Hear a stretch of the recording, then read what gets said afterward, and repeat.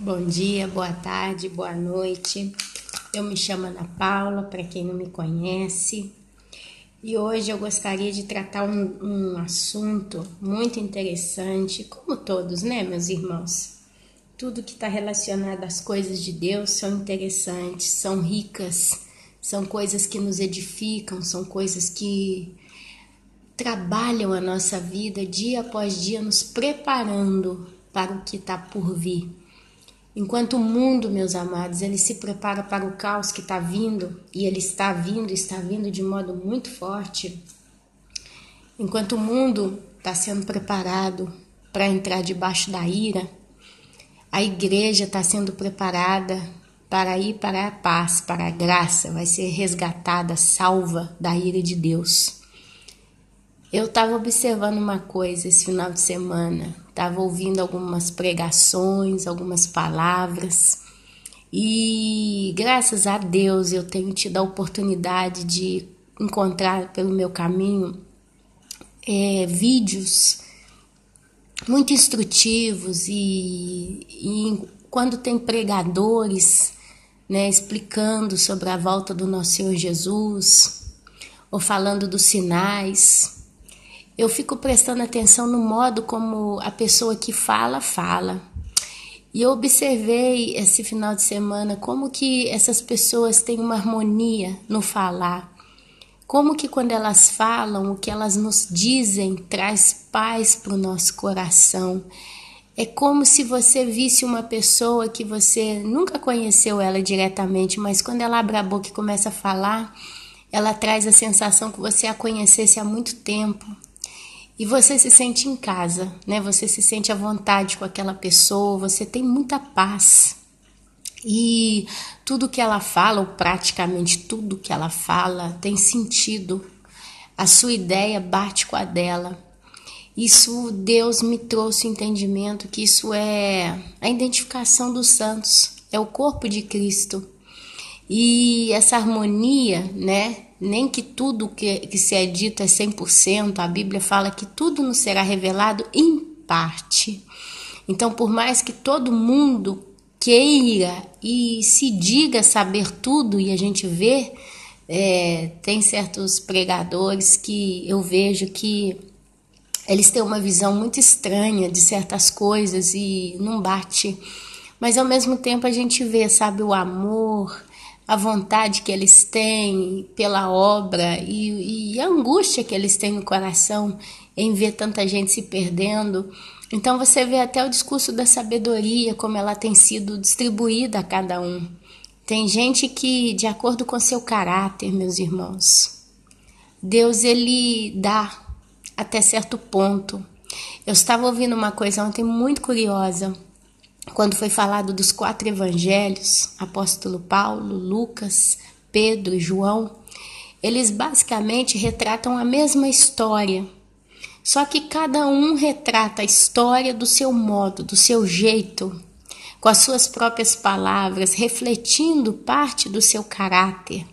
Por exemplo, o apóstolo Lucas, quando ele fala, por exemplo, todo o evangelho, mas a gente chega ali na parte quando ele começa, né, capítulo 21, falando do final dos tempos, dos sinais, das coisas que hão de acontecer. Você vê o apóstolo Lucas muito detalhista, muito organizado no seu modo de falar. Você vê uma sequência, você vê uma harmonia toda única. E aí quando você vai lá em Mateus, você já vê a linguagem no mesmo assunto do apóstolo Mateus, retratada mais de quem ouviu da boca de Jesus também, aquela história toda, e ele é puxado a falar mais para os judeus, ele descreve aquele quadro, né, mais numa linguagem judaica. Então você vai vendo a diferença, o reflexo do caráter, né, de cada apóstolo. E Deus ele dá a cada um e ele permite que nós sejamos usados por ele, mas sem com que ele invada o nosso caráter, as nossas características intelectuais de se expressar. Eu acho que eu falei a coisa certa. Deus ele não intervém na sua característica intelectual de se expressar.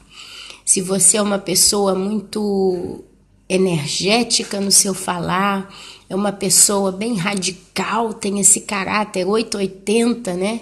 Deus, ele não influi, não atrapalha esse seu modo de falar, esse reflexo caracterial seu, mas ele te usa e ele te dá, ele vai te dando aos poucos as coisas e você vai refletindo a vontade do Senhor. E eu observo, meus irmãos, que tem gente que precisa ouvir uma palavra mais mansa, mais tranquila. Ela precisa ouvir da boca de quem prega com mais mansidão, com mais calma. Um bate-papo, né? Mas tem gente que gosta de ouvir aqueles pastores que quebram tudo, né? Começa a gritar e vai gritando do início ao final, e aquela coisa fervorosa que parece que vai explodir. Tem gente que gosta, porque é o reflexo do caráter, é o reflexo, sabe? Você se identifica com as personalidades que o Senhor tem colocado no mundo, porque é Ele quem criou a personalidade de cada um, é Ele que colocou os nossos dons, é Ele quem nos montou como nós somos. Eu, por exemplo, odeio, a área hospitalar. Se eu tivesse que trabalhar num hospital, para mim ia ser uma condenação, porque eu não ia ter estômago para ver o que o enfermeiro, o médico vê. Eu não tenho sangue para suportar esse tipo de ambiente. Eu ia ficar angustiada, eu ia ficar traumatizada, eu não ia ter estômago para limpar, para participar. Eu também não tenho caráter para trabalhar num escritório com documentos, né? E tanta papelada, tanta organização. Não é de mim. Eu não tenho paciência, eu não tenho condição de estar num ambiente fechado, assim, trabalhando com burocracia e tendo que olhar leis e pesquisando documentos, né? Como fazem os advogados. Mas, em contrapartida, se você me colocasse para trabalhar como uma paisagista, como uma arquiteta, como uma engenheira, se você me colocasse para trabalhar em alguma área voltada para a criatividade, né? Muitas cores, muitas formas, materiais diferentes, e me desse essa liberdade de fazer isso, eu ia amar, eu me sinto em casa.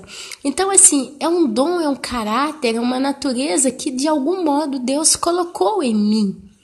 Né? E você vê, é por causa disso que, por pior que o mundo está caminhando, mal das pernas e o pecado tem dominado, mas ainda assim é por isso que você vê um mundo que funciona. Você encontra de tudo, você encontra um médico, você encontra um advogado, você encontra um arquiteto, você encontra um faxineiro, você encontra um pedreiro, você encontra um eletricista, porque cada um gosta do que faz, né? A tendência é essa, você se inclinar para alguma coisa. E eu acredito que esse apanhado de caráter pessoal de cada um vai, no caso da Igreja de Cristo, no caso dos santos do Senhor, isso tudo não foi dado por acaso, meus irmãos.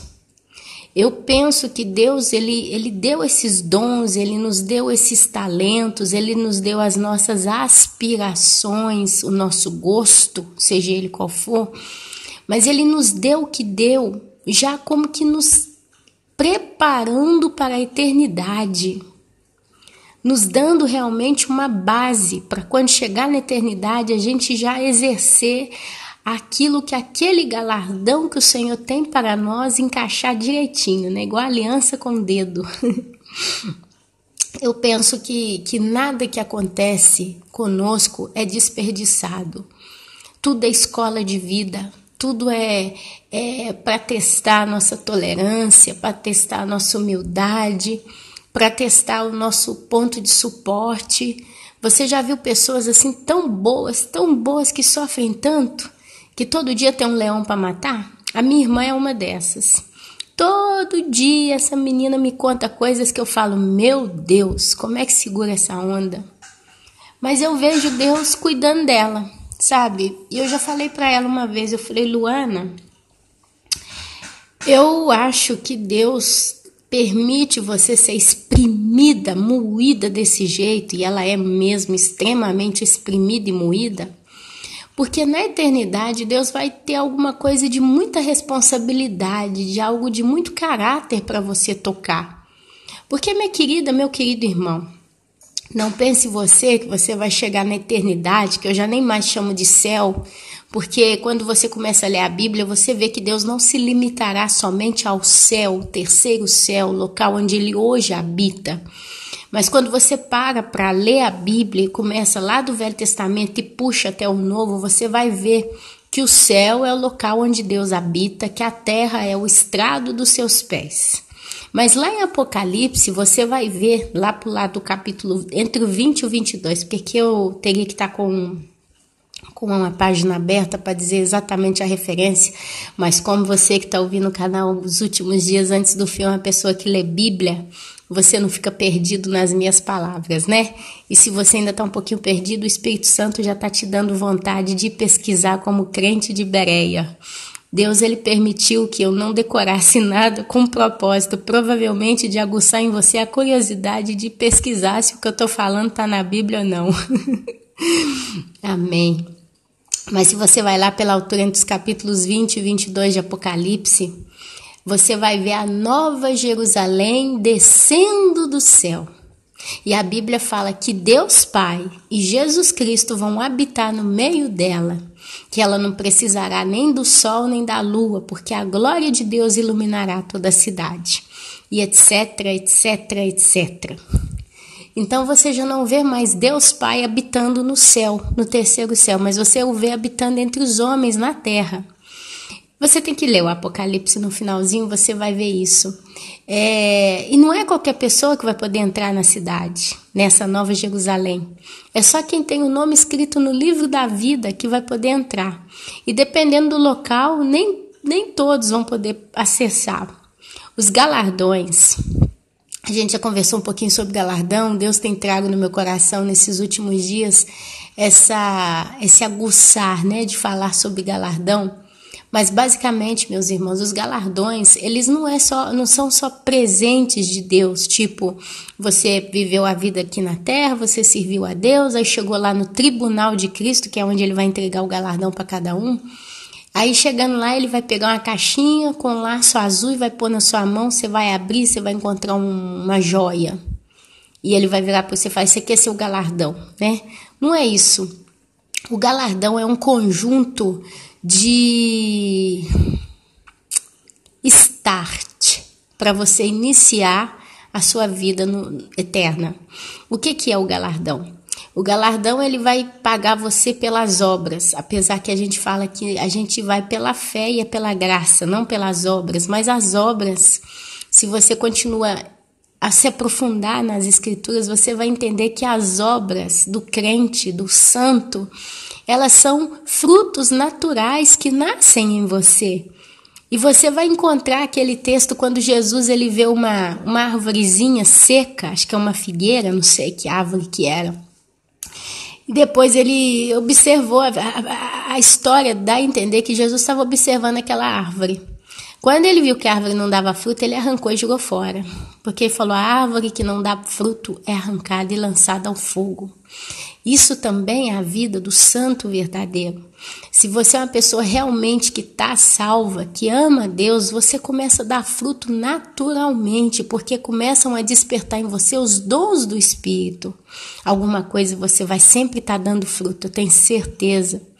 Então, esses frutos que são refletidos em obras que você faz, que também é um reflexo do seu caráter que vai sendo aperfeiçoado, quer dizer, se você é uma pessoa muito energética, muito punho de aço, não sei o quê, Deus, ele pega esse seu caráter exatamente do jeito que ele é, e ele vai aperfeiçoando você. Tem vários tipos de carro, meus irmãos. Tem um carro que é mais elegante, mais confortável, com o aço, né, o eixo mais baixo. Então é um carro para caminhar em grandes cidades, é um carro para um empresário que não vai nunca colocar esse carro num buraco, é um carro mais delicado, né, todo voltado para aquele estilo de cliente. Mas você vai ver também carro robusto, 4x4, né? Que caminha com força nas 4 rodas. Você pode colocar esse carro na areia, você pode colocar esse carro nos buracos, você pode enfiar esse carro onde você quiser, que ele tá sempre inteiro, não quebra nunca. É robusto, é até feio às vezes, né? Não é aquele carro elegante. Tem um carrinho meia boca, pequenininho, né, que não é nem tão resistente, mas também não é tão delicado, vai em qualquer lugar, serve para toda obra.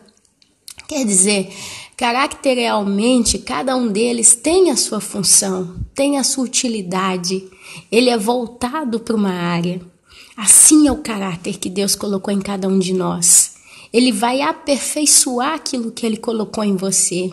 Então, meu querido, minha querida, se tem uma coisa que de algum modo eu tenho aprendido a lidar comigo, é o meu próprio caráter. Quando ele estava caído, quando eu estava no mundo, quando eu ainda não estava afiada com Deus, né, sintonizada com o Senhor, eu usava desse meu caráter de modo errado. Eu explodia, eu era energética, nervosa, preguiçosa e etc. Mas Deus pegou aquela Ana Paula, né, com dons que Ele plantou em mim, e Ele regou a terra do meu coração. Ele começou a colocar vitaminas corretas, e aquilo que poderia ser um caráter terrível, virou um caráter diverso, um caráter bonito.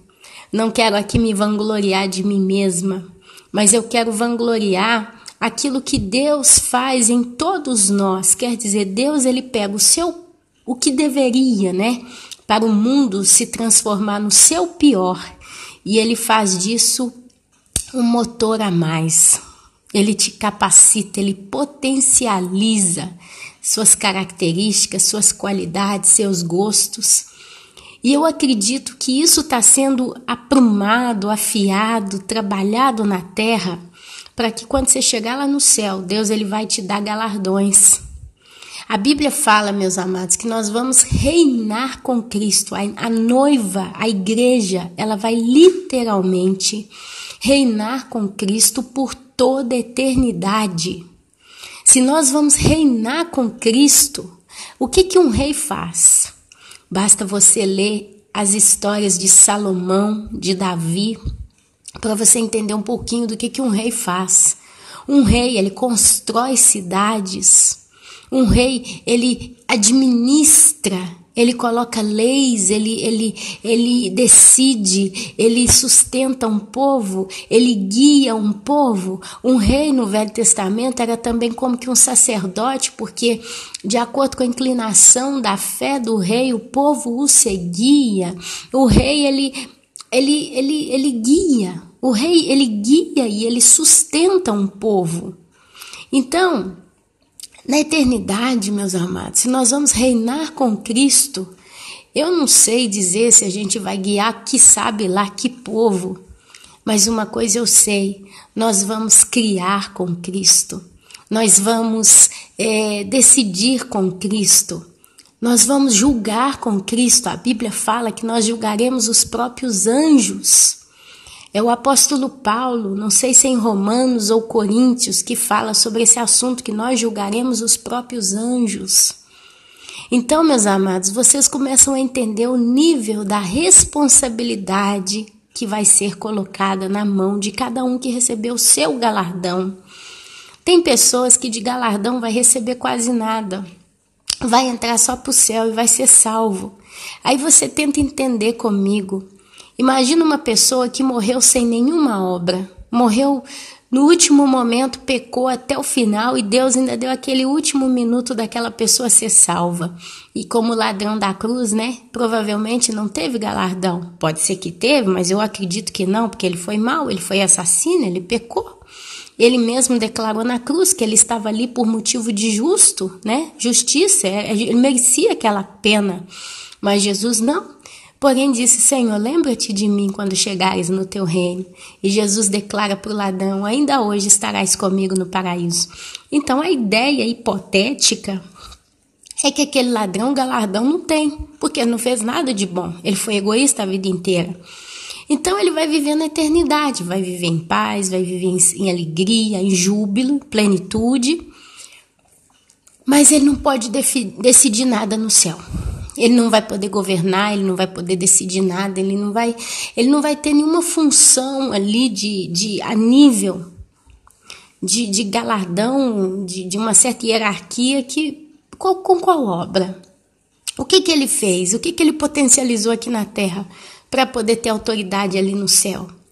Então, provavelmente, pessoas desse gabarito vão estar abaixo de quem recebeu um galardão muito maior, de quem realmente fez obras que, quando foram passadas pelo fogo, que é o Espírito Santo de Deus, eu já expliquei sobre o galardão aqui em alguns vídeos passados, o Espírito Santo vai testificar diante de Deus que cada vez que aquela pessoa fez as obras que fez, ela os fez de todo o coração e com muito amor e dedicação, então são dignas de passarem pelo fogo como ouro e vão sair reluzentes e vão receber um galardão maior.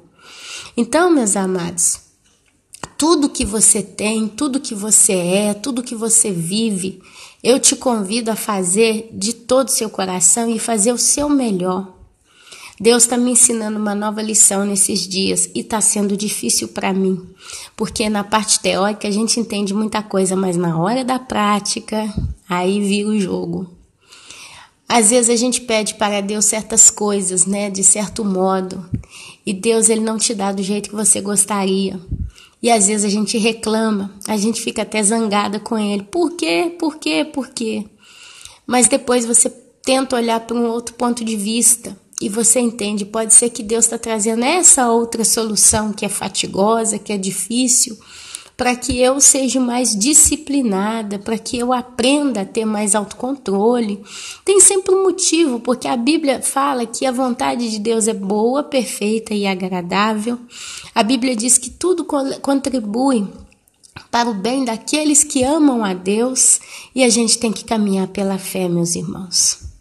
A gente tem que aprender a descansar no Senhor todos os dias da nossa vida, apesar dos dias não estarem sorrindo para nós todos os dias, porque é o que acontece.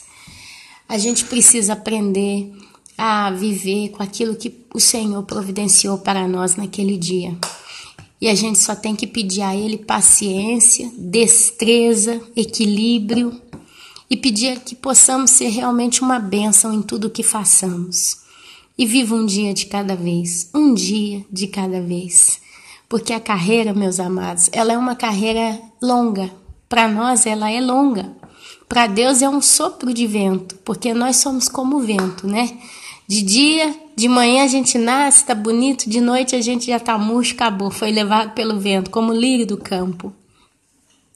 Então a gente precisa aprender nesses últimos dias e entender como que o Senhor pensa com relação a nós. Eu resumiria isso, a gente precisa aprender a entender como que Deus pensa de modo individual para com cada um de nós.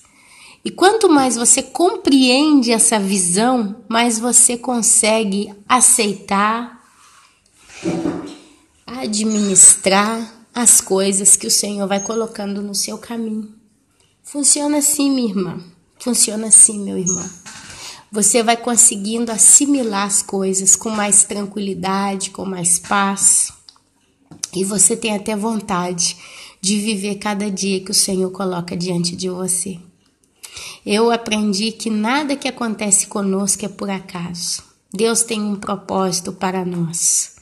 Quanto mais o cerco aperta, quanto mais a coisa fica difícil, eu tenho aprendido que é porque Deus ele está te refinando.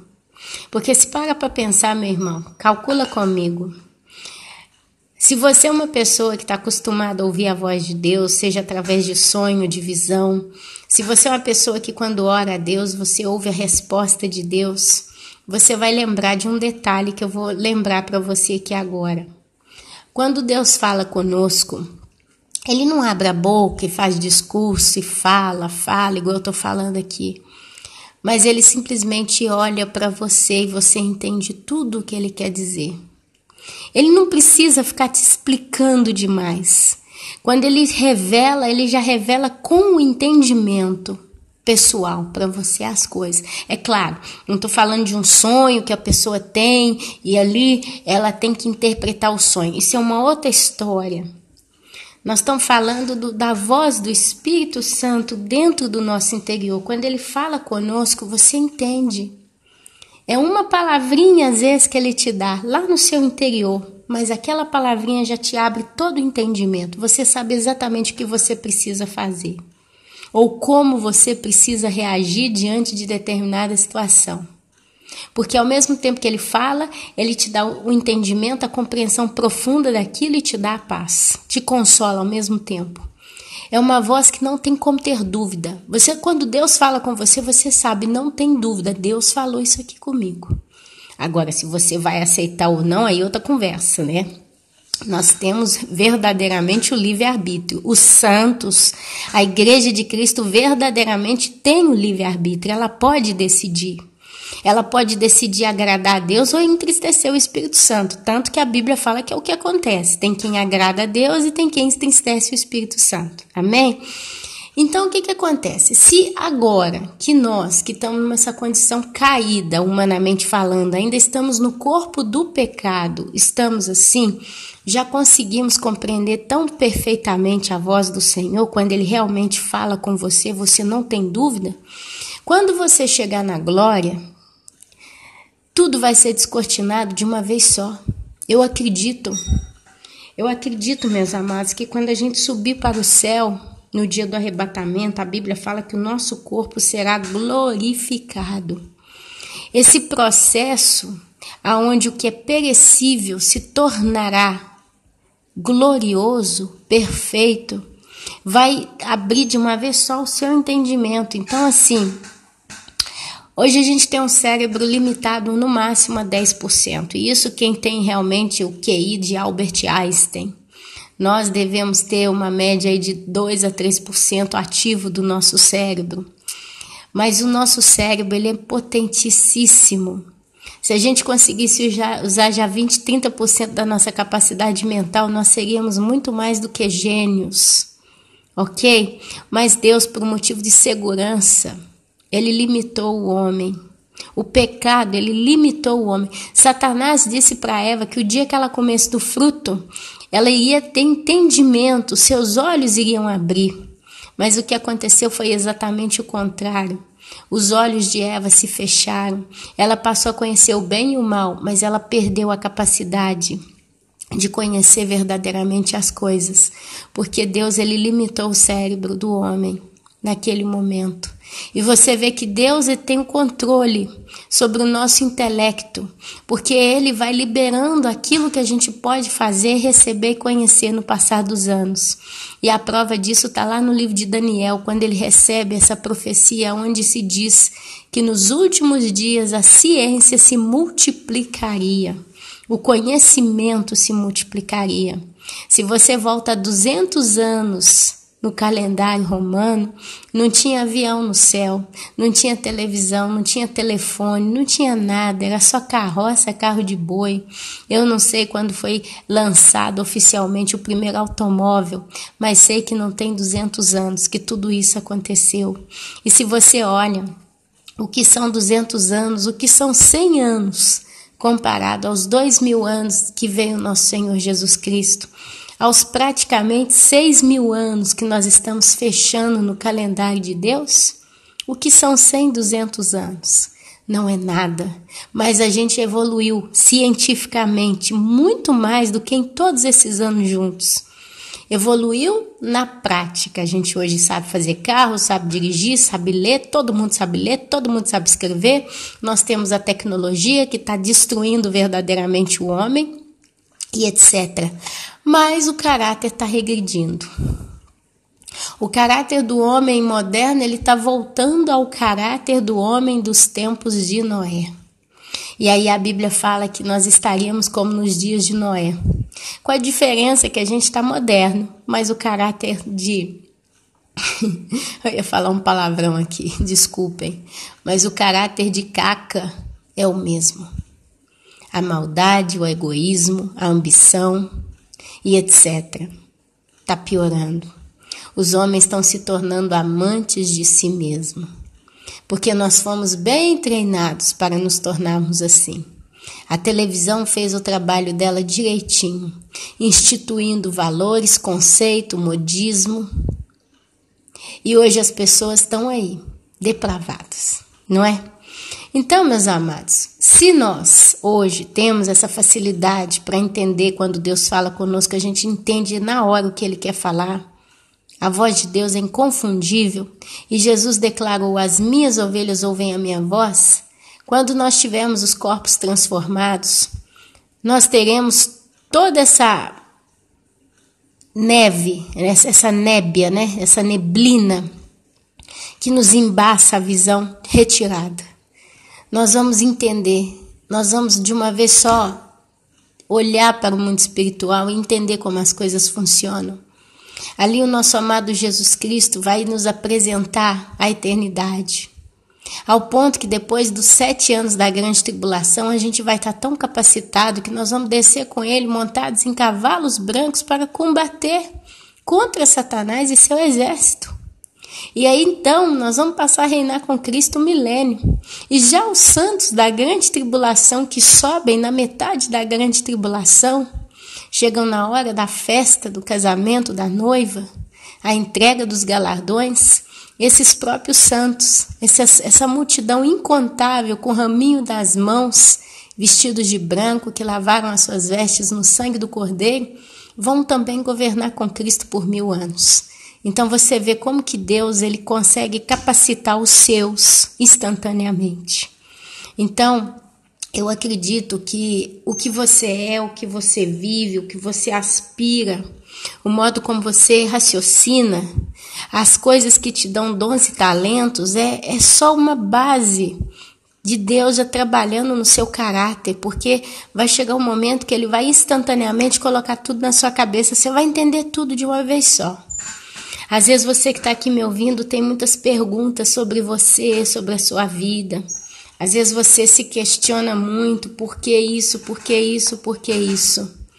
Meus irmãos, eu creio piamente, santamente eu creio, que você vai receber toda essa explicação num abrir e fechar de olhos daqui a pouco. Daqui a pouco, amados, porque não são mais 2000 anos que nós vamos ter que esperar para ver as coisas que são.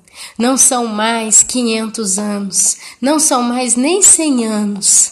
Amados, eu creio de todo o meu coração que a igreja não fica nessa terra mais nem 20, 10 anos. Aliás, eu não creio que a gente fica nem mais 5 anos neste mundo. E eu já falo isso há tanto tempo. Eu creio que a gente está mais perto da eternidade do que a gente pode imaginar.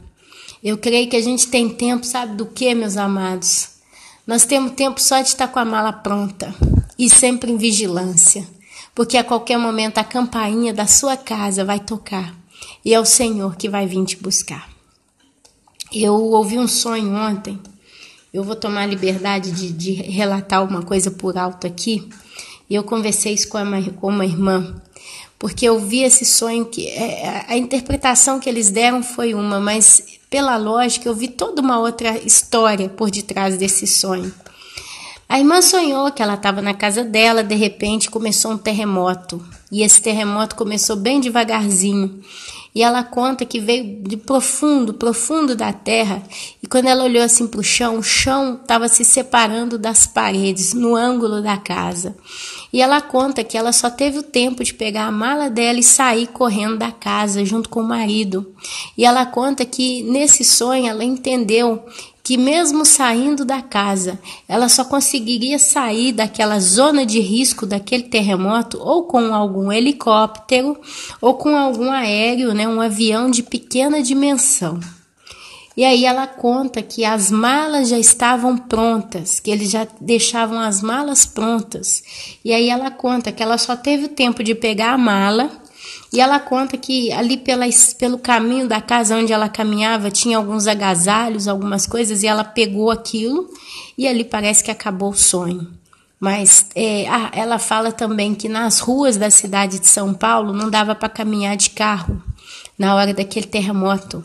E aí ela fala no final, parece que ela fala assim, nossa, eu não sabia, o sonho acabou, eu não sei como é que ia terminar aquele sonho. E ela acredita que esse sonho, porque ela já está tendo vários sonhos relatando catástrofes iminentes, tsunami, terremoto, etc., ela adicionou esse sonho na categoria das catástrofes.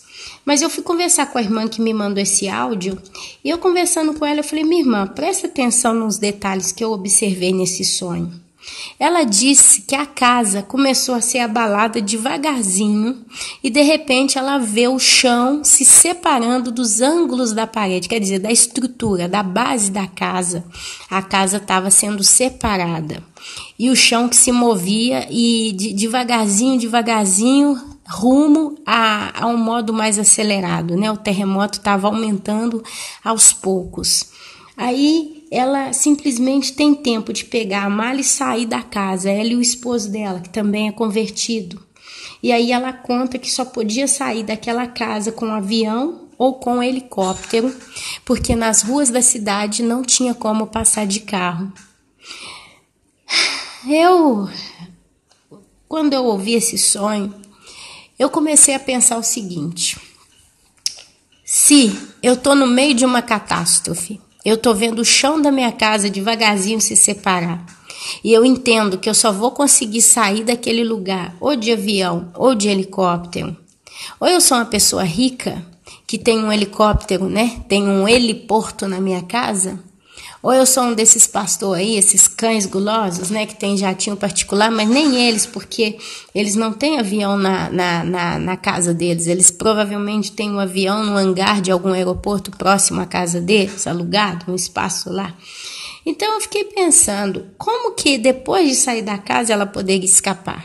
Que sonho é esse que ela iria escapar? Escapar para onde se ela estava literalmente no meio do caos? E ali ela pega a mala, que ela estava pronta, e ela relata no sonho que a mala já estava pronta há muito tempo, porque eles já estavam preparados para o momento em que eles teriam que escapar, porque eles já sabiam que algo ruim iria acontecer, então eles já estavam preparados. Então eu fiquei pensando, mesmo que ela pegasse essa mala e saísse para fora da casa, do mesmo jeito que o chão da casa estava sendo abalado, provavelmente o passeio, a rua, o asfalto, o quarteirão, o bairro inteiro estaria na mesma condição. Então, como correr numa situação dessas e para onde correr? Por mais que você tenha uma mala pronta, se a estrutura da terra está toda abalada, para onde ela poderia correr? E se tivesse um helicóptero da Defesa Civil sobrevoando a região, além dela com o esposo, teriam milhares de pessoas, centenas de pessoas na mesmíssima condição? Conclusão, para ser salvo desse acidente, a pessoa teria que ter sorte, porque aquele moço no helicóptero ele ia ter que escolher a dedo quem que ele iria levar. É o que a gente vê nos filmes catastróficos, né? Eles vão pegando o povo aos poucos, e eles vão levando aos poucos, porque não tem condição de pegar todo mundo de uma vez. Se para um helicóptero já seria complicado, imagine para um aviãozinho de pequeno porte. Sem falar que o próprio aeroporto estaria perdendo totalmente a estrutura, porque a pista ia estar toda rachada. Então, eu não teria condição de decolar com nenhum avião. Então, você vê claramente que esse sonho, Ana Paula, particularmente, eu interpretei ele como o arrebatamento, amados. Aí você me pergunta, irmã Ana, o que você está dizendo? Um sonho de catástrofe é um arrebatamento? Sim, porque o apóstolo Paulo fala, eu não vou conseguir achar aqui para variar, né? Mas se você é uma pessoa que segue o canal, você já está bem afiado com o discurso da leitura das escrituras. E se você quiser depois deixar aí nos comentários, pode deixar até o texto para os irmãos. O apóstolo Paulo fala que ele vai receber uma nova morada, que a casa velha ficará e ele receberá uma nova habitação, uma mansão. O Senhor vai nos dar uma nova casa, uma mansão celestial. E ao mesmo tempo que ele dá a entender que realmente é uma morada, né, que a gente vai receber na eternidade, ele deixa muito claro que essa casa é a vida dele, é o corpo dele, é o existir dele. E ali, se você acha que esse texto é pobre para justificar esse sonho, você basta lembrar daquele que construiu a sua casa sobre a rocha e daquele que construiu a sua casa sobre a areia. Aquele que construiu a sua casa sobre a rocha, veio o temporal, veio o vendaval e a casa não se abalou, não caiu, não trincou. Mas aquele que fez sobre a areia, no primeiro vento que bateu, a casa caiu. E a Bíblia fala que a rocha, a nossa rocha é Cristo, também chamado de pedra angular. E a Bíblia fala que Ele é o nosso Salvador, Ele é o nosso Redentor, Ele nos justifica de todo pecado. E eu, Ana Paula, já estou acostumada que quando eu sonho com casa, eu entendo claramente que é ou a minha vida ou a vida de alguém com o qual eu sonhei.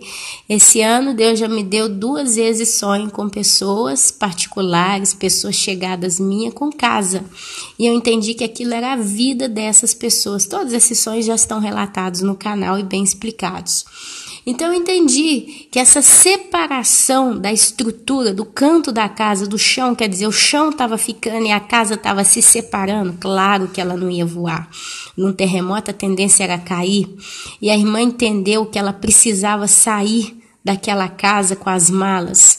Eu me lembro, meus amados, que a Bíblia fala que aquilo que é corruptível terá que ser transformado, glorificado, porque a carne e o sangue não podem entrar no reino de Deus.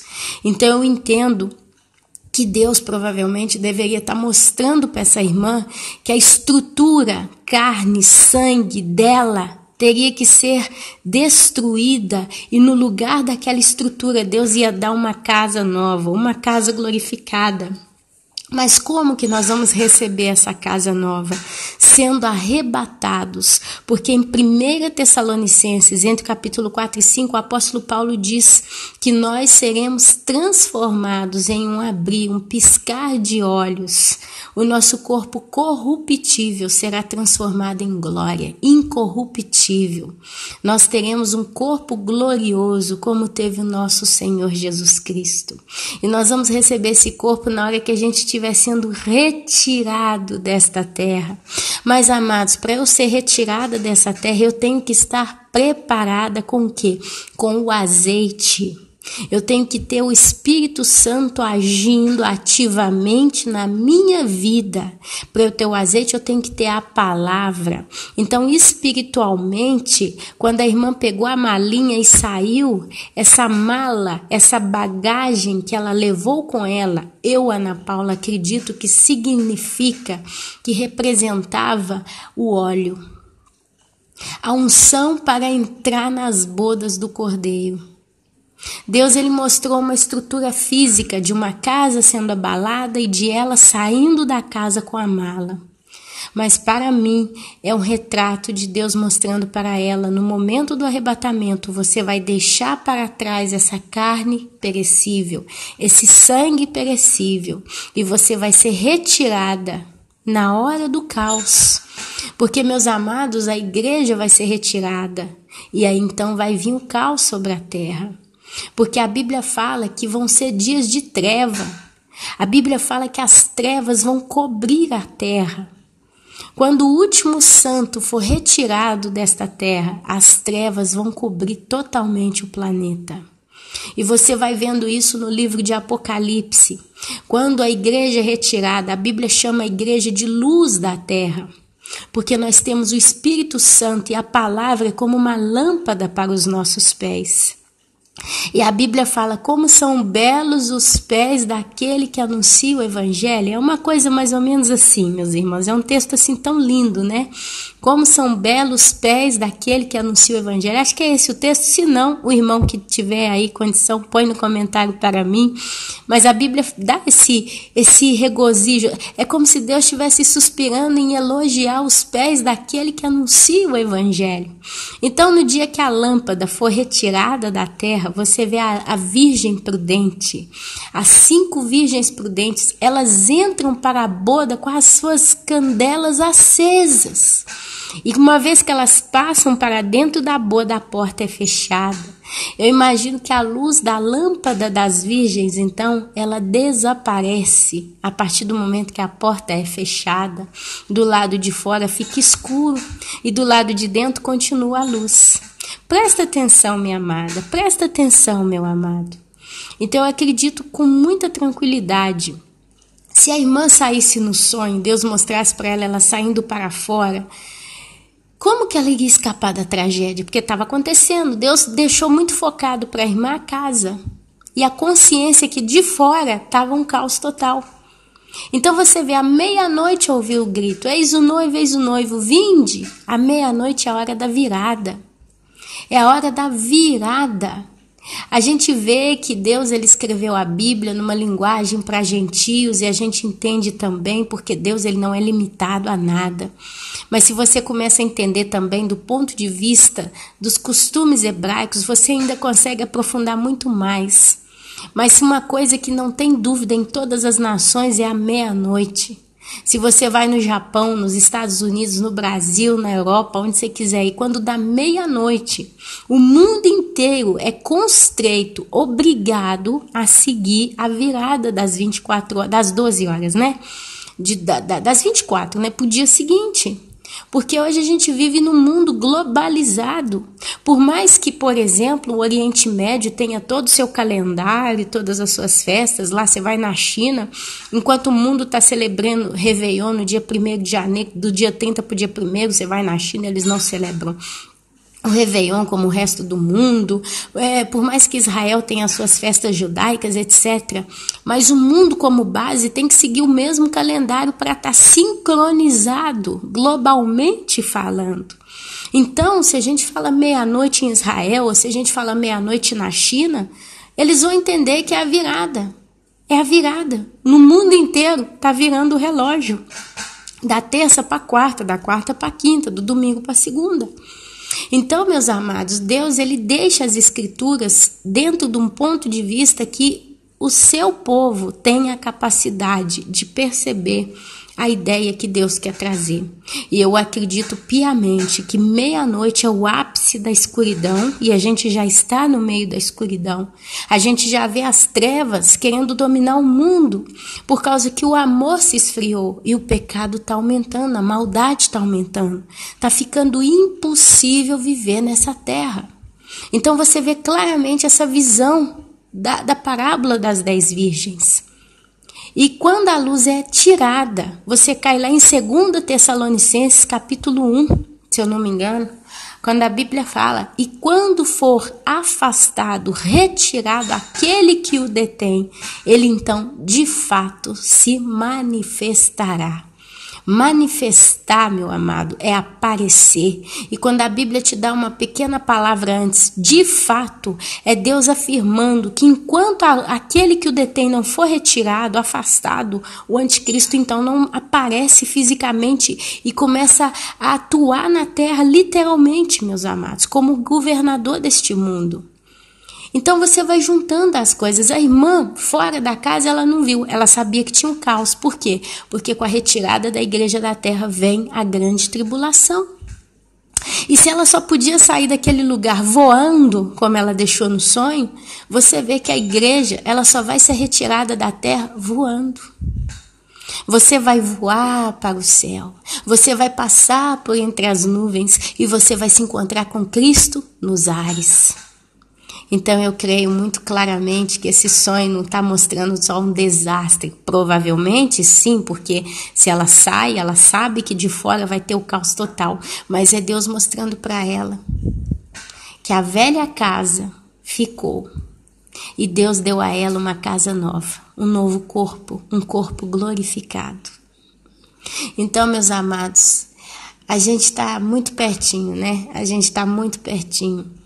E aqui, para trazer para os irmãos, né, uma última pincelada dos dons, do que Deus tem feito em nós, de como que Deus está trabalhando em nós, eu gostaria, para não ficar sem a palavra, né, de ler com os irmãos o capítulo 12 de 1 Coríntios, o capítulo 12 e o 13, e eu vou ler sim. Olha só. Acerca dos dons espirituais. Vamos prestar atenção, porque se você realmente está salvo em Cristo Jesus, você precisa dar frutos. Mas uma árvore, ela não dá fruto obrigada. Ela dá porque ela está pronta para dar fruto. A coisa vem naturalmente. Você pode pegar uma árvore linda, colocar ela numa terra linda, dar água para ela todo dia, vitamina, a luz do sol que ela precisa, e tudo que ela precisa pôr dessa árvore e ficar ali sentada esperando ela dar fruto. Ela não vai dar fruto se não tiver na hora de dar fruto, porque tem que ser natural. Quando essa árvore menos espera, os frutos estão brotando.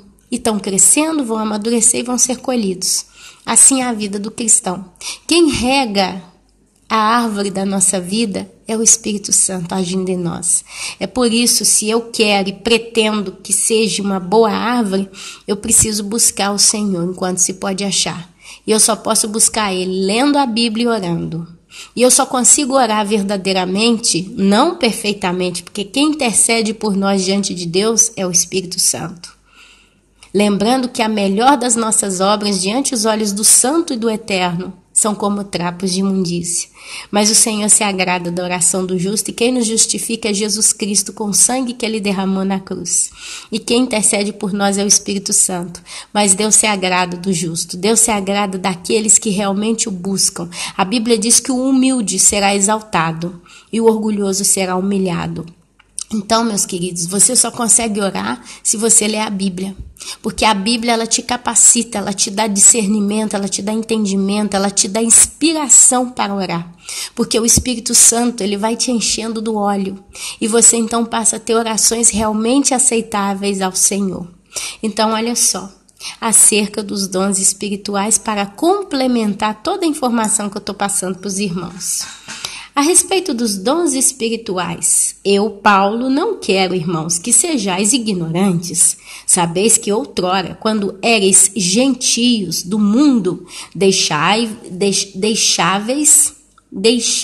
conduzir-vos aos ídolos mudos, segundo éreis guiados, porque o mundo é que guia o gentio.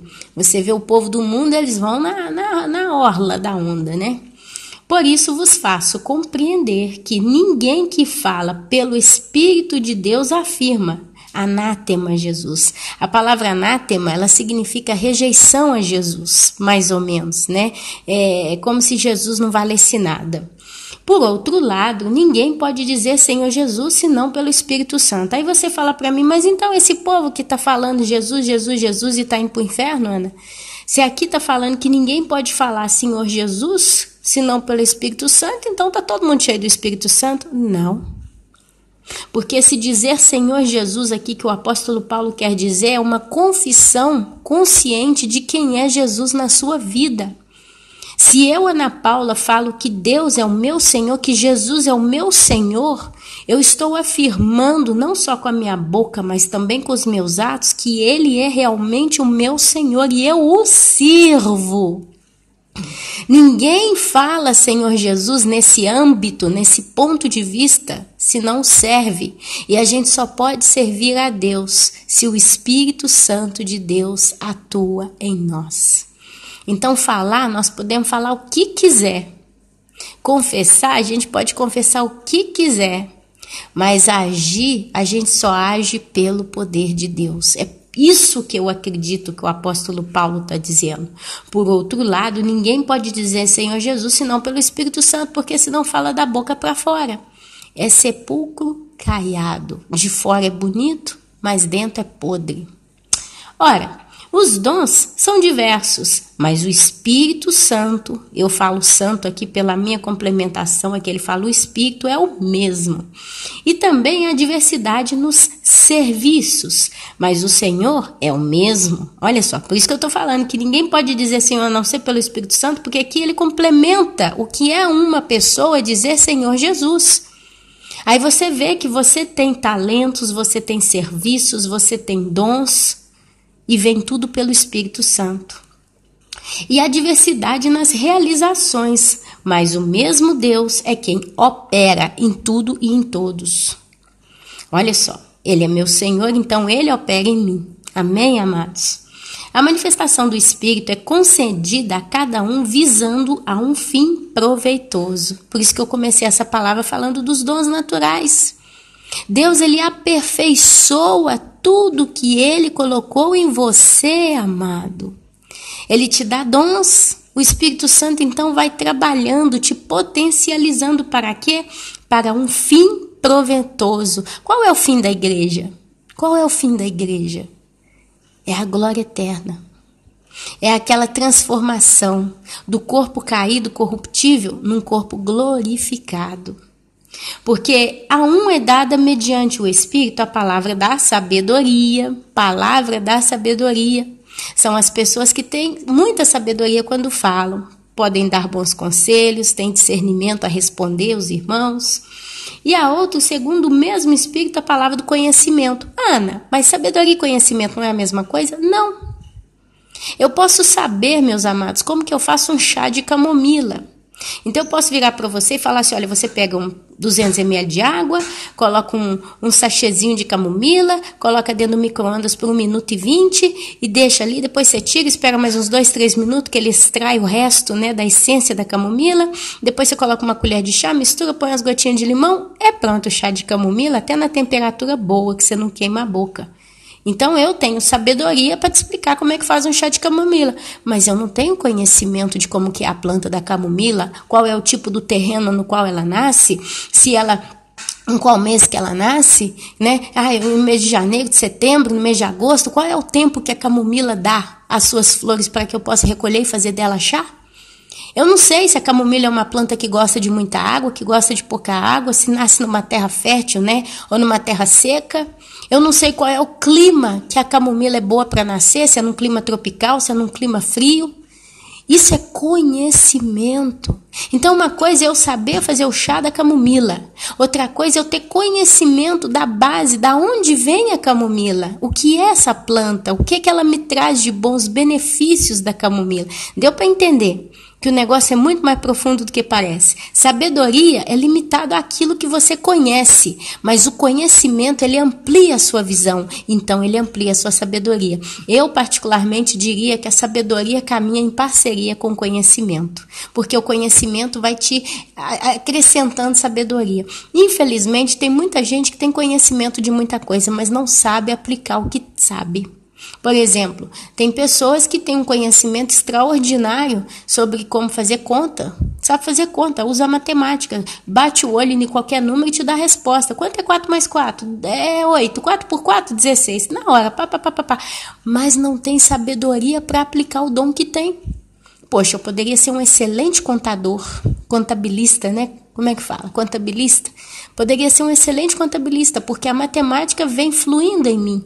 Mas, não vou ser pedreiro, porque é mais fácil. Eu gosto de ser pedreiro.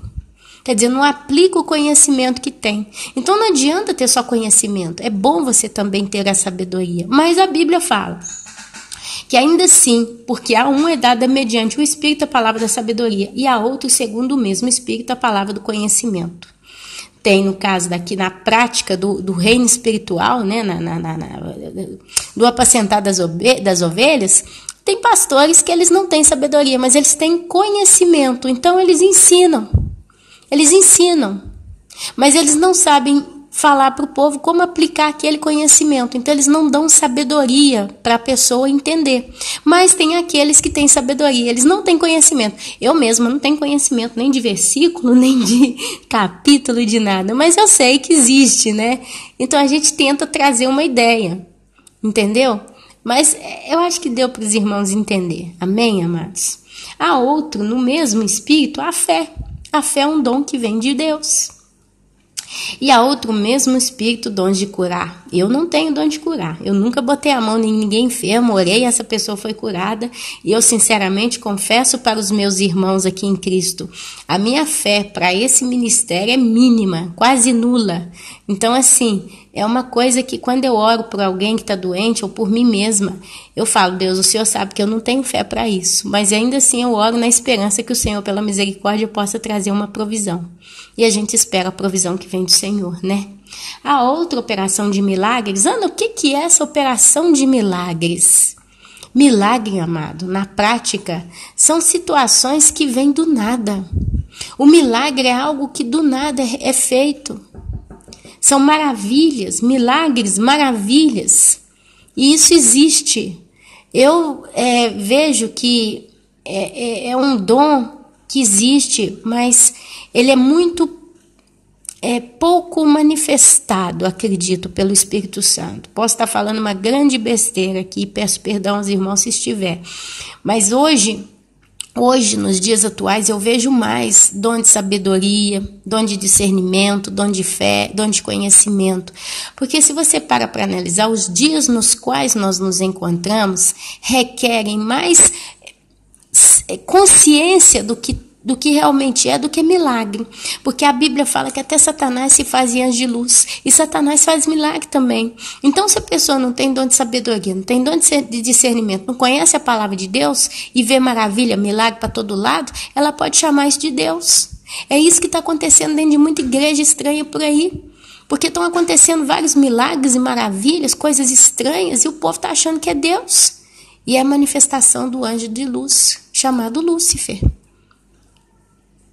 Basta, meus amados, eu vou falar o seguinte, nada que não tenha base de Bíblia, se você vai numa igreja, não interessa qual seja, se ali naquela igreja não é estudada a palavra de Deus, do livro de Gênesis até Apocalipse, sai dela, porque é uma igreja perigosa.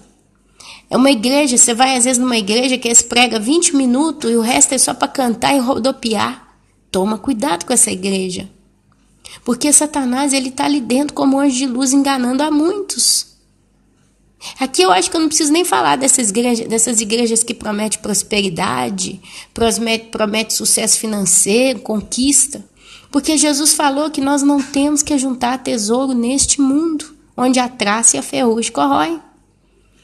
Então, meus amados, tomem cuidado. A gente está vivendo um período muito perigoso. As igrejas, com o passar dos anos, elas estão ficando mais frias. Elas estão deixando de pregar a palavra. Porque elas querem acariciar o ego dos homens. Porque muitos descobriram que abrir igreja é uma mina de ouro. Então, eles estão aguçando o ego das pessoas que vão ali. Porque aquelas pessoas estão trazendo o dinheirinho delas para eles. Tomem cuidado com tal desse dom de maravilha, dom de milagre. Porque se quem faz isso não é baseado com Bíblia, quer dizer, uma pessoa que opera dom de milagres e maravilhas e prodígios tem que ser uma pessoa também que você vê que ela também tem capacidade para falar da palavra de Deus e trazer arrependimento aos corações e também está anunciando o último tempo no qual nós estamos. Porque pode ser até um falso profeta. Então, por isso que a Bíblia entende para nós que se você não faz da Bíblia o seu pão diário, você está no vento, está no léu. Deus, ele não tem essa responsabilidade, meu irmão e minha irmã, de te colocar nas cadeiras sentado para ler Bíblia. Isso é uma coisa que você tem que fazer. Deus te deu a saúde, te deu a habilidade de ler, porque você sabe ler e escrever. Senão você pode ir no YouTube e puxar a Bíblia falada. Quer dizer, não tem nem desculpa de dizer, Ana, eu não sei ler direito, eu não sei interpretar. Vai ouvir o Cid Moreira lá, a Bíblia Online. Está lá escrita. Hoje o Brasil, ele tem tudo. Não é igual aqui na Itália, que eu moro na Itália, que sabe quanto recurso que falta? Na Itália você não vai encontrar uma pregação dessa na língua italiana. É tudo muito murcho, é tudo muito frio, é tudo muito superficial.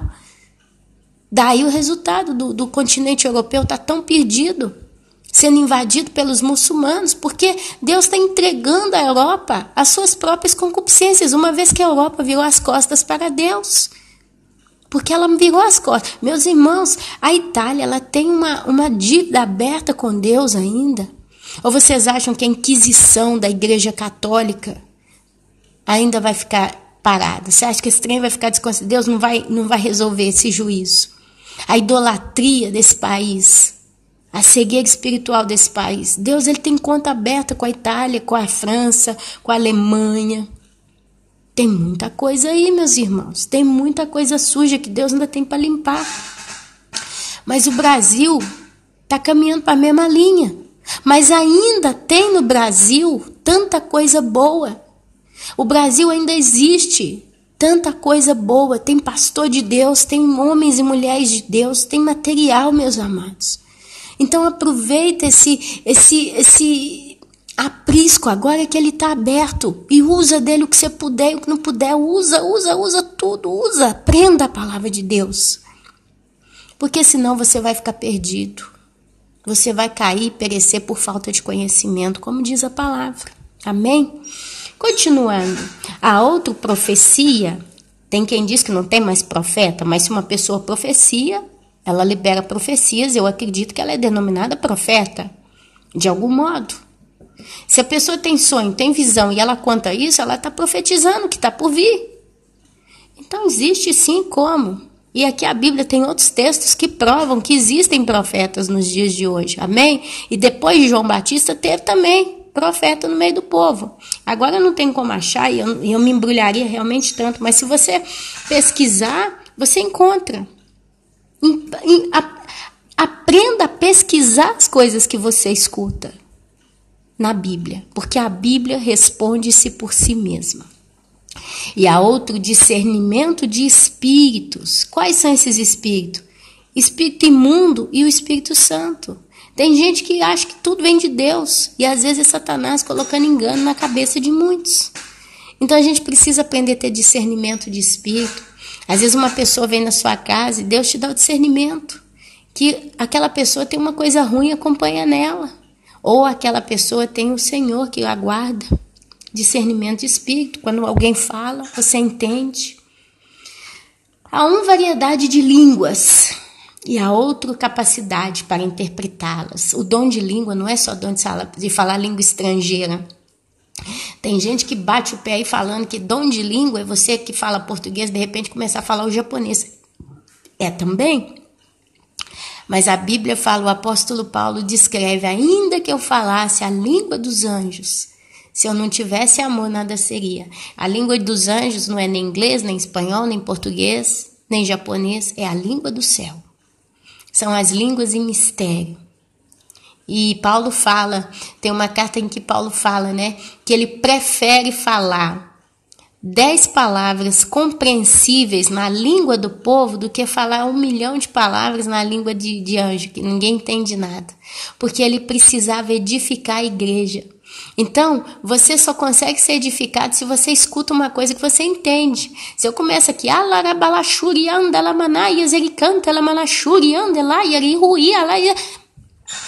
pode até parecer uma coisa que vai no ritmo. Daqui a pouco você tá lá,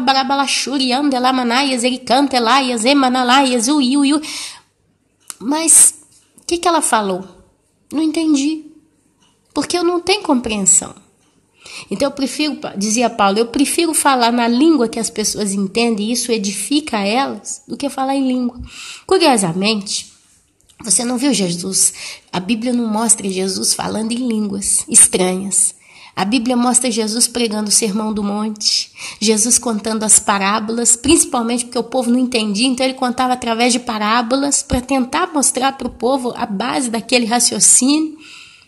Então, amados, há uns variedade de línguas, há outro capacidade para interpretá-las. Leve em consideração que o reino de Deus é organizado, não é confusão, não é caos. Você não pode tomar posse de tudo que você escuta. Tem gente que vai na igreja, aí tá lá, essa é a igreja pentecostal, aí levantam e começa a falar em língua, e vai falando, e você começa igual bobo. Eu tomo posse, Senhor, é meu, eu tomo posse. Toma cuidado. Toma cuidado. Pode ser um demônio falando em línguas estranhas e te lançando maldições. E você tá lá tomando posse das maldições. Meus amados, toma cuidado que o troço é mais perigoso do que parece. Uma vez, eu fui numa cidade passear com meu esposo. A gente foi numa cidade, a cidade de Gênova, onde desce em Gênova. Chegou lá, a gente estava num porto, caminhando ali, né, naquela região ali, uma praça grande, caminhando. Veio um africano mesmo. E a ideia dele é que eu desse dinheiro para ele, eu não dei, que eu não tinha. Aí ele veio com um lado de simpatia pro meu lado, né, com um sorriso no rosto, tirou uma pulseirinha. Que eu quero te dar essa pulseirinha de presente. Uma pulseirinha, um negócio de cordão colorido, 3, 4 cores, toda enroladinha, uma trancinha. Eu, por educação, estendi o braço e começou a amarrar a pulseirinha. Meus irmãos, na hora que aquele africano pôs a pulseirinha no meu braço, começou a amarrar, ele começou a falar na língua dele, africana. Na hora que ele falou aquilo, eu olhei para ele, eu comecei no meu espírito, tá repreendido em nome de Jesus. Eu não aceito esse troço que ele tá me lançando aqui. Porque ele tava amarrando o troço e falando umas coisas em africano. Ele terminou de amarrar, deu um sorriso para mim, eu dei um sorriso para ele, já tinha repreendido. Na hora. E não deixei ele dar para filho meu, nem para meu, nem não. Aconteceu comigo. Meu marido saiu arrastando os meninos brincando e eu fiquei ali, né? Fiquei, sobrei. E aí ele falando na língua africana e eu tá repreendido em nome de Jesus. Eu não aceito, tá repreendido, tá amarrado. Queima, Senhor Jesus, na hora, meus irmãos, na hora. Foi igual uma campainha que você aperta, você desperta na hora. Se fosse um mundano, ia fazer sorriso e aceitar e calado. Silêncio também é sinônimo de aceitação. Então ele falava na boca e eu repreendia no espírito. Quando ele virou as costas, eu rebentei a pulseirinha e joguei no lixo. E falei, meu pai está queimado em nome de Jesus. Toda maldição, se ele me lançou maldição, está arrebentada agora. Acabou, amados. Então a gente tem que tomar cuidado com a língua estranha. Meus amados, a gente está caminhando no mundo que jaz no maligno. Mas ainda assim, o Espírito Santo batiza com também dons de línguas. São dons. Distribuindo-as como lhe apraz, e a cada um individualmente. E aqui ele começa a unidade orgânica da igreja. Porque assim como o corpo é um e tem muitos membros, e todos os membros, sendo muitos, constituem um só corpo, assim também com respeito a Cristo, pois em um só Espírito, Espírito Santo, todos nós fomos batizados em um corpo, quer judeus, quer gregos, quer escravos, quer livres, e a todos nós foi dado beber de um só Espírito. Porque também o corpo não é um só membro, mas muitos. Se disser o pé, porque não sou mão, não sou do corpo. Nem por isso o pé deixa de ser do corpo. Se o ouvido disser, porque não sou olho, não sou do corpo. Tipo assim, o seu ouvido vira e fala assim, se eu não sou olho, eu não sou do corpo. Nem por isso o ouvido deixa de ser o que é e faz parte do corpo. Se todo o corpo fosse olho, onde estaria o ouvido? Se todo fosse ouvido, onde estaria o olfato, o nariz? Mas Deus dispôs os membros, colocando cada um deles no corpo como lhe aprouve. Se todos, porém, fossem um só membro, onde estaria o corpo? Imagina. O certo é que há muitos membros, mas um só corpo. Aleluia. Olha aqui a sabedoria do apóstolo Paulo em explicar para a igreja como é que Deus distribui os dons do Espírito e como Deus distribui a função de cada um no reino dos céus, atuando como luz da terra, sal, da terra. Não podem os olhos dizer à mão, não precisamos de ti, nem ainda a cabeça aos pés, não preciso de vós. Pelo contrário, os membros do corpo que parecem ser mais fracos são necessários, e os que nos parecem menos dignos no corpo, a este damos muito maior honra. Também os que em nós não são decorosos, revestimos de especial honra, mas os nossos membros nobres não têm necessidade disso. Inclusive, você não pensa no coração, você não pensa no seu pulmão, você não pensa no seu intestino, você não pensa que você está respirando, seu coração está batendo, você só lembra que você tem um coração, meu irmão, quando ele começa a falhar. Você só pensa que você tem um pulmão quando você está gripado, com pneumonia, bronquite, quando alguém está doente, aí ele lembra que ele tem um pulmão. E esses são os membros nobres. Você não pensa que você tem um cérebro, enquanto seu cérebro não dá tilt, não entra em pânico, em caos. Você não pensa que você tem um rins, porque todo dia você vai no banheiro, faz xixi normalmente, então você nem... Mas você todo dia preocupa com a mão, você tem que lavar a mão, tem que passar um creme na mão, você tem que limpar o rosto, você tem que arrumar o cabelo. O cabelo, o que vale o cabelo? Perto do coração. Se você raspa a cabeça, você está vivo do mesmo jeito. Você está do mesmo jeito, não muda nada, você só está careca. Mas se você arranca o coração, você morre. Mas você dá mais importância pro seu cabelo do que do seu coração. Todo dia você tá comprando shampoo, você tá penteando, você tá cortando, você tá ajeitando, tá usando a prancha, né? A pranchinha, o secador de cabelo, tá pintando o cabelo branco.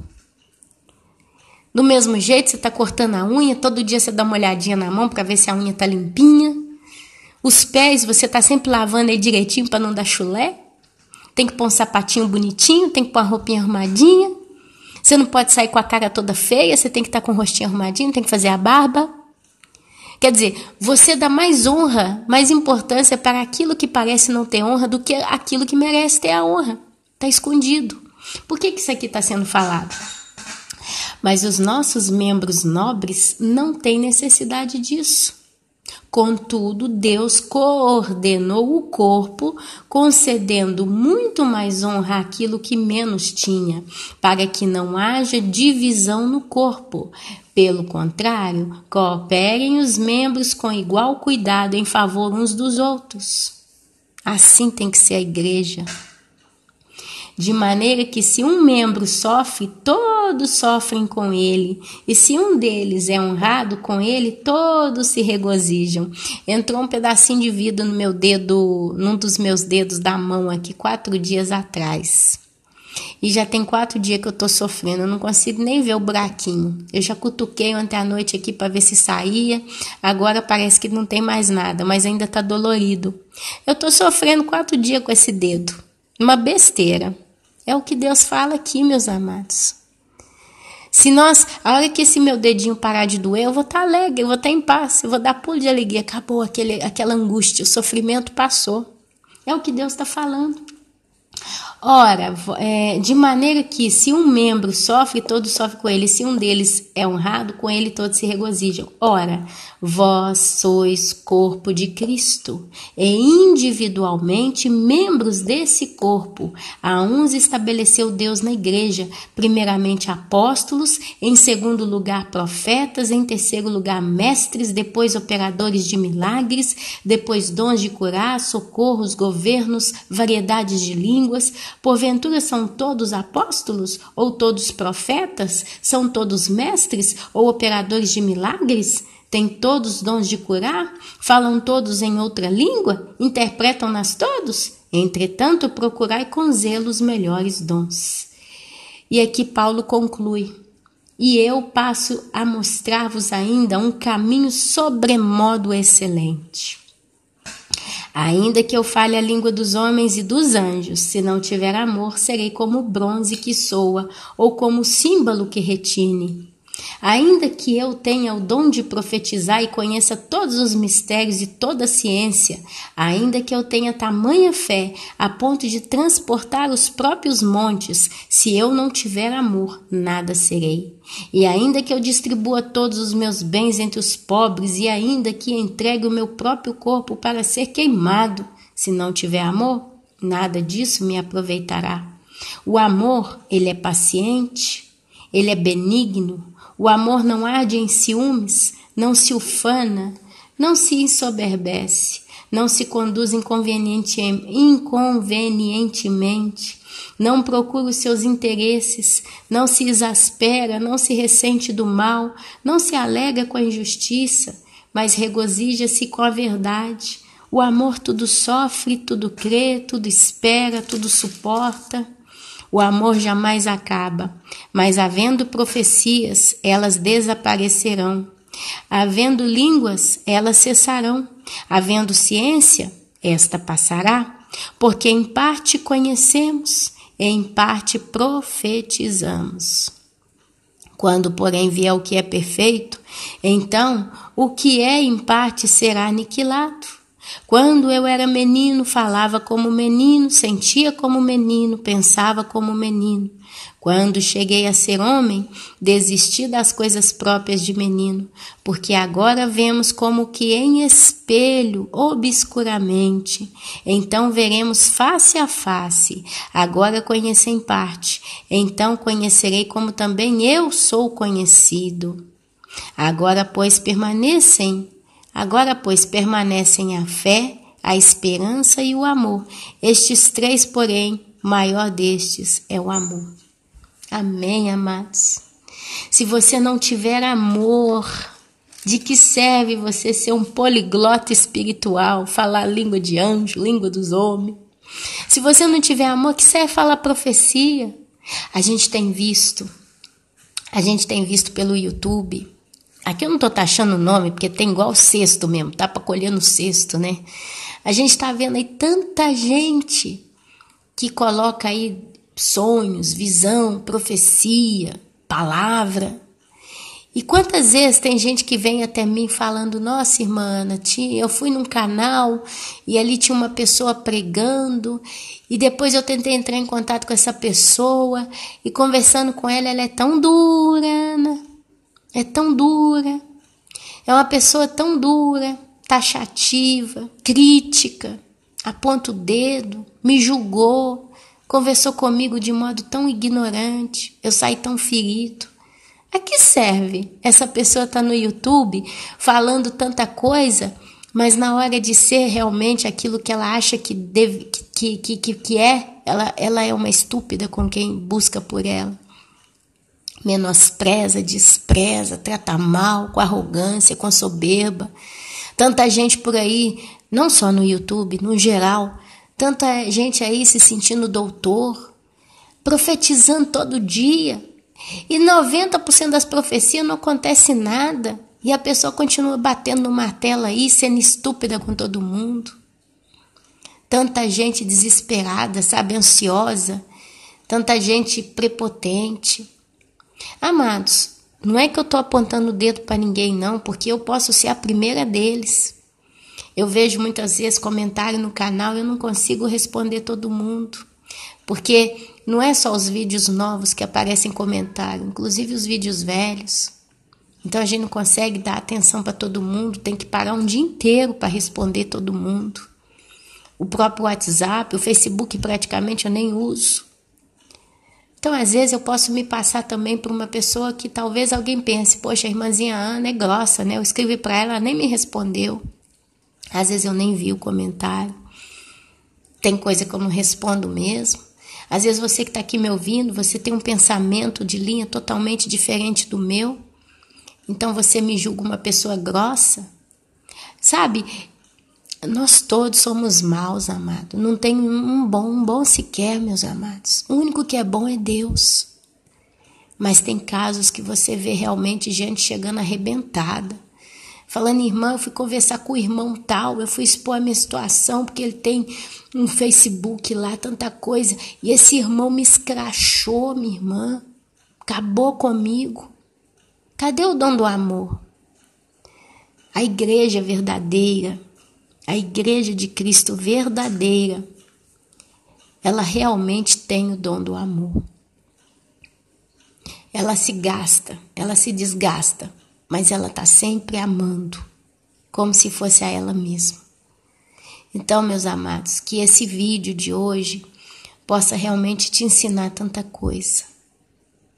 Eu milito muito. Às vezes eu tenho a sensação que eu dou mais atenção para os estranhos do que para os de casa. E quantas vezes Deus me leva a militar sobre isso? Peraí, meu filho me pediu para ler a Bíblia.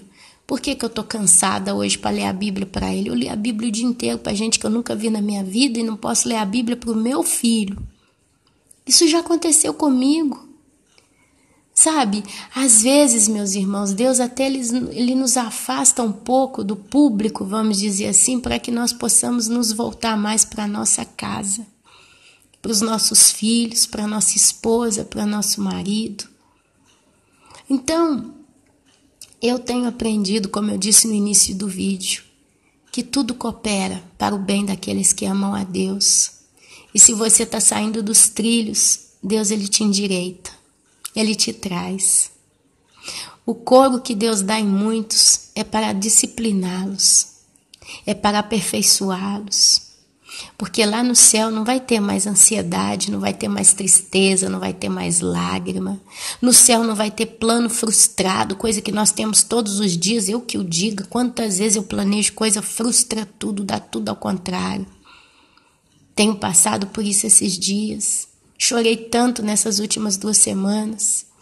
Porque eu pedi tanto a Deus certas coisas para acontecer de um modo e Ele está mandando de um modo totalmente diferente, que eu realmente não estou gostando, mas eu vou precisar não murmurar e eu vou ter que aceitar o que Ele está mandando, porque provavelmente tem algo por detrás disso para Ele lidar com o meu caráter. Eu sei, é isso que tem que ser, não tem outra explicação.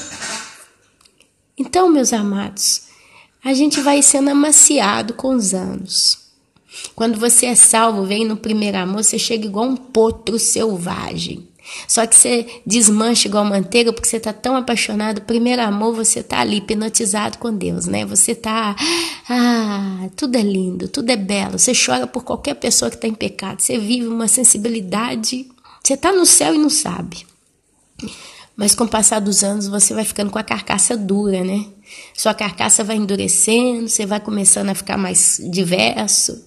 Muitos começam a crescer, se sentirem doutores e doutoras e etc. E vai se endurecendo e vai pulando igual um potro selvagem.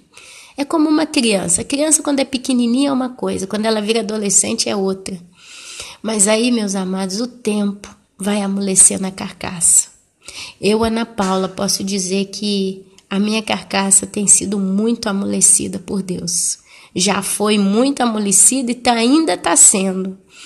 Eu não sei até quando Deus vai me amolecer, mas eu prefiro deixar Deus amolecer essa carcaça dura do jeito dele, do que querer caminhar por mim mesma.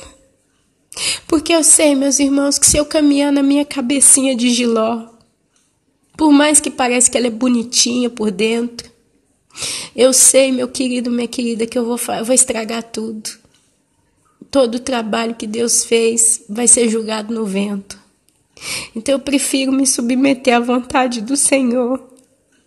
Ainda que muitas das vezes me desagrada o coração, eu tenho que ser sincera, eu não posso ser hipócrita com Deus.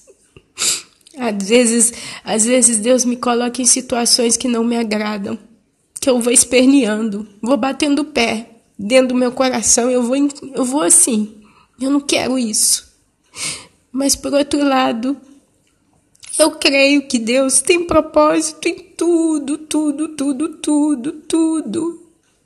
nas nossas vidas. É onde a gente precisa mudar o ponto de vista, calmar o coração, descansar no Senhor, falar para Ele, olha, eu não gosto disso, mas eu creio que é o Senhor que está sob o controle. E o Senhor está fazendo o melhor para mim. A Bíblia fala: sede fiel no pouco, e sobre o muito eu te colocarei. Muitas pessoas, amados, morrem sendo fiéis no pouco. Vivem quase que arrastando. Um pastor da prosperidade agora pegaria um pedaço de pau e me bateria. Quem é você para dizer que um servo de Deus tem que se arrastar? Basta ver os mártires. Basta ver os que foram odiados pelo mundo. Morreram queimados, comidos por leões, enforcados, degolados, perseguidos, oprimidos.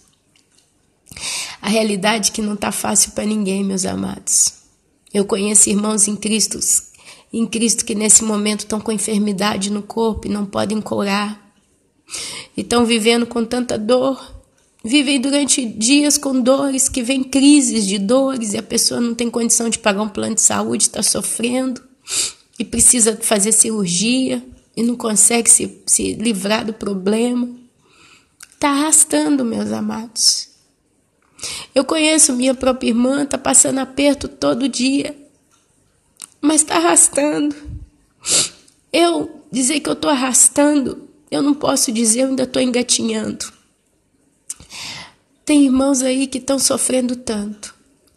E talvez a gente vai até o arrebatamento nessa condição. Talvez até o último segundo a gente provavelmente vai ter gente sendo arrebatada com crises de dores no corpo físico.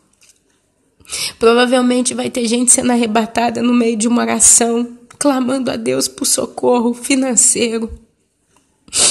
Talvez vai ter gente sendo arrebatada porque o marido acabou de sair de casa, porque arrumou uma amante e a pessoa está com o coração em frangalhos. E ela vai estar ali nos pés do Senhor chorando e vai ser arrebatada. Tem tantas situações, amados. Mas se você for fiel no pouco, Deus vai te colocar sobre o mundo lá na eternidade, amados. Deus vai enxugar suas lágrimas. Deus vai te dar um abraço tão forte porque Ele te ama tanto. E Ele vai te encher de júbilo. Ele vai te encher de alegria. Ele vai te dar paz. Talvez você hoje está dizendo para mim, Ana, a única paz que eu tenho é pela fé, porque eu ouço a palavra de Deus, mas a minha vida é uma desgraça. Se eu parar para te contar a minha vida, todos os meus sofrimentos, toda a opressão que eu não vivo nada de paz, eu não sei o que é deitar para dormir, eu durmo tranquila na fé, e eu sei que Deus guarda meu espírito, mas o meu corpo físico e a minha alma não estão bem, estão aflitos. Eu não sei o que é ser feliz, eu não sei o que é viver uma hora de joia, de graça, de alegria. Eu não lembro qual foi a última vez que eu tive feliz, de verdade, plena, que eu dei uma boa gargalhada.